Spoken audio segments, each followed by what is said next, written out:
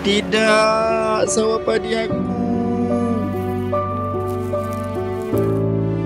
Kenapa ni Jo? Padi aku dah rosak kena banjir. Jo, dengan skim takaful tanaman padi, kau tak perlu risau lagi kalau sawah kena bencana. Betul ke ni? Apa yang kita boleh dapat?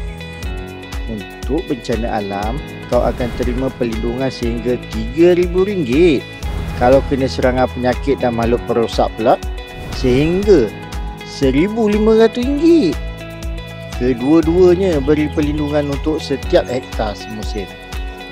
Berapa aku nak kena bayar untuk carum STTP ni?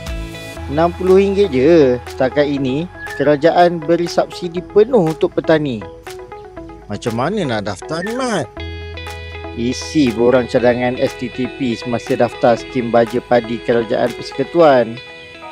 Kalau nak buat tuntutan nanti pula macam mana? Isi borang tuntutan di Agrobank atau Pertubuhan Peladang Kawasan PPK dalam masa 30 hari selepas kejadian. Berapa lama proses dia, Mat? Sebaiknya serah borang tuntutan dalam masa 14 hari selepas bencana supaya pihak mereka boleh proses secepat yang mungkin. Untuk maklumat lanjut, hubungi Pusat Panggilan Agrobank.